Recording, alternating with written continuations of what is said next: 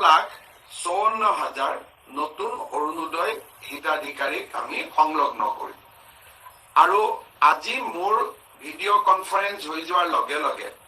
Deputy commissioner সকলে আপোনালোকৰ লগত ১-১.৫ ঘণ্টা সময় বহি অৰুণোদয় হিতাধিকাৰীক সংলগ্ন কৰাৰ ৰোড মেপ প্ৰিপেয়াৰ কৰিব আৰু আমি বিচাৰিছো যে আপোনালোকৰ টাইমলাইনটো সম্বন্ধে মই আৰু এবাৰ 10 এপ্ৰিলত আমি প্ৰথমটো কিস্তিৰ টকা এই নতুন হিতাধিকাৰীসকলৰ বেংক একাউণ্টত আমি পঠাব পাৰো। এইবাৰ হিতাধিকাৰীৰ এটা গুৰুত্বপূৰ্ণ দিশ হ'ল যে আগতে এটা কথা আছিল যে হিতাধিকাৰীজন মহিলা হ'ব লাগিব, যে যিয়ে নহওক কিয় ফেমিলিৰ এগৰাকী মহিলাৰ নামতহে এই টকাটো যাব। এইবাৰ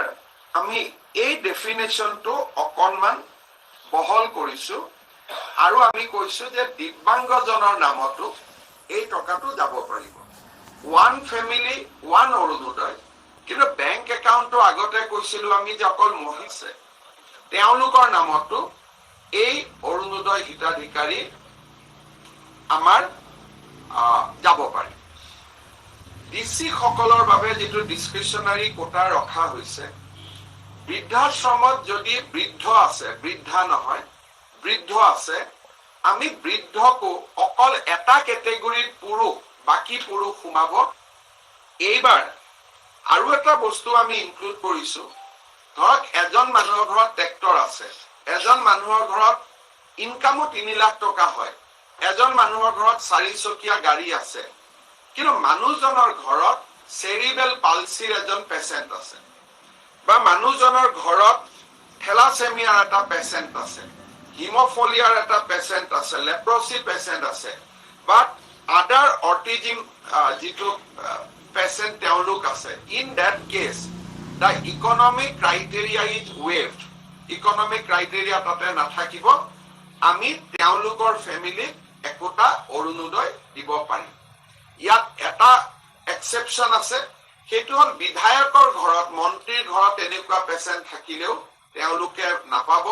চৰকাৰী কৰ্মচাৰী আৰু পেনশনাৰে নাপাব, কাৰণ তেওঁলোকৰ ৰেগুলাৰ ট্ৰিটমেন্ট, তেওঁলোকৰ এই পিএছইউৰ পেনশনাৰ বাট কোঅপাৰেটিভত যিবিলাক গভৰ্নমেন্টৰ দৰমহা খোৱা মানুহ আছে, যেনেকে লাইক সেক্ৰেটাৰী অফ মেনি জিপিএছএছ আৰু permanent employee of government, they will not get it. এইবাৰ আমাৰ ইলিজিবিলিটিত আমি কেইটামান আৰু এক্সপান্ড কৰিছো।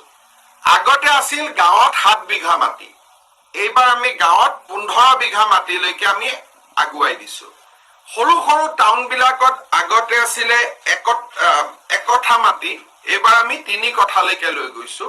আৰু কামৰূপ মেট্ৰত 1.5 কঠা মাটি থাকিলেও অৰুণোদয় পাব পাৰে। আগতে আমি 2 হুইলাৰ 4 হুইলাৰ দুইটা থাকিলে নোপোৱা কৰিছিলো, এইবাৰ আমি কৈছো যে নহয়, 2 হুইলাৰ থাকিলে পাব, 4 হুইলাৰ থাকিলে নাপাব। আগতে আমি কৈছিলো যে ৰেফ্ৰিজাৰেটৰ এয়াৰ কণ্ডিশনাৰ দুইটা থাকিলে নাপাব, এইবাৰ আমি কৈছো অকল এয়াৰ কণ্ডিশন থাকিলে নাপাব, আমি ৰেফ্ৰিজাৰেটৰৰ পাৰ্টটো আমি উইথড্ৰ কৰিছো। এতিয়া আৰু এটা আমাৰ ইয়াতে ডাঙৰ ক্ৰাইটেৰিয়া এটা হ'ল কি, যে tractor is also a vehicle, কিন্তু ট্ৰেক্টৰৰ তেওঁ মালিক হলে নাপাব, কিন্তু যদি সেলফ হেল্প গ্ৰুপ হিচাপত ট্ৰেক্টৰখন কিনিছে, owner is a self help group member, তেওঁৰ ঘৰত ট্ৰেক্টৰখন আছে, তেওঁ কিন্তু পাব, কাৰণ সেই ট্ৰেক্টৰখন তেওঁৰ নহয়, it is own by a cooperative society or by a self help group. এতিয়া মই পাব কোনে কলো, কিন্তু আপোনালোকে যদি এনেকুৱা কৰে যে 3 বিঘা মাটি পোৱা মানুহ এজনে পোৱা নাই, 15 বিঘা জনক দিছে, so it will be not like that. ই এটা ফ্লো কৰিব, এখন চাৰ্টৰ দৰে হি ফ্লো কৰিব, প্ৰথমতে কোনে পাব, দ্বিতীয়ত কোনে পাব, তৃতীয়ত কোনে পাব। আপুনি ওয়েটিং লিষ্টৰ মানুহ এজনক মেৰিট লিষ্টত লৈ আহিব নোৱাৰে। It has to go according to A flow, এটা ওয়াটাৰ ফ্লো সিস্টেমত এটা যাব। তাত প্ৰথম অৰুণোদয় পোৱাৰ কোন যোগ্য, সেইটো হ'ল বিধৱা মহিলা, আনমেৰিড চিলড্ৰেন, যদি 35 বছৰ পাৰ হৈ গৈছে, বিয়া হোৱা নাই, তেওঁলোকে পাব। Divorce female, if she is not remarried, divorce female, আৰু সেপাৰেটেড ফিমেলস, গিৰিয়েকে এবান্ডন কৰিছে, সো তেনেকুৱা মহিলাক প্ৰত্যেক গৰাকীকে প্ৰথমতে অৰুণোদয় দিয়াটো আমাৰ দায়িত্ব দ্বিতীয়তে মই আগতে কৈছো যে কাৰোবাৰ ঘৰত যদি দিব্যাংগজন আছে cerebral palsy আছে thalassemia আছে they will get on a second priority it is a women centric scheme গটিকে মহিলা বিধবা মহিলা abandon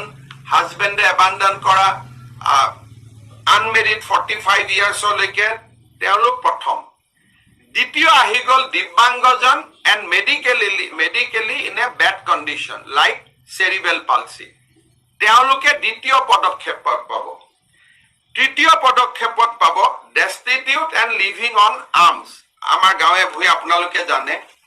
তাৰ fourth criteria যোনে কেঁচা ঘৰত থাকে গাঁৱত এটা পাকা ঘৰ এটা আছে এটা কেঁচা ঘৰ আছে